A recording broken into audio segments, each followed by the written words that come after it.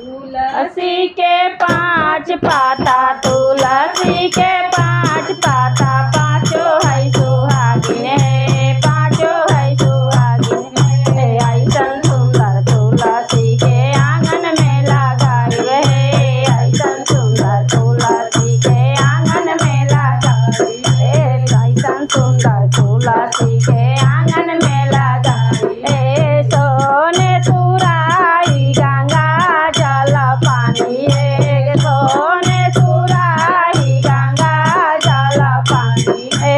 ऐसन सुंदर तुलसी के चरण पखारवे, ऐसन सुंदर तुलसी के चरण पखारवे। तुलसी के 5 पाता, तुलसी के 5 पाता, पाँचों है सुहागिन है, पाँचों है सुहागिन है। ऐसन सुंदर तुलसी के आंगन में लगाई है, ऐसन सुंदर तुलसी के आंगन में लगाई है। सोने सिंहासन आसन जराई है, सोने सिंहासन रतन जराई है।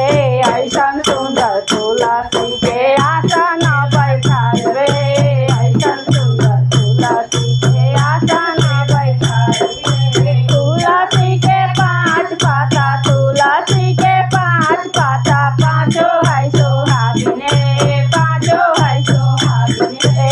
ऐसन सुंदर तुलसी के आंगन में लगाई है, ऐसन सुंदर तुलसी के आंगन में लगाई है। सोने के थाली 56 रंग मेवा है, सोने के थाली 56 रंग मेवा है।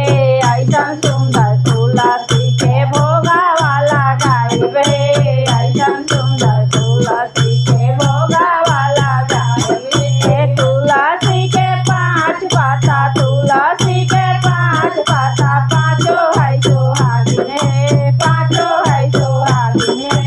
ऐसन सुंदर तुलसी के आंगन में लगाई है, ऐसन सुंदर तुलसी के आंगन में लगाई है। कांचन थाली कपूर के बाती है, कांचन थाली कपूर के बाती है।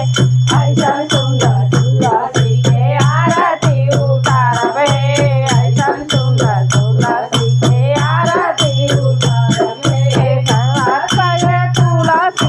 तुलसी के 5 पाता, पाँचों है सुहागिन है, पाँचों है सुहागिन है। ऐसन सुंदर तुलसी के आंगन में लगाई है, ऐसन सुंदर तुलसी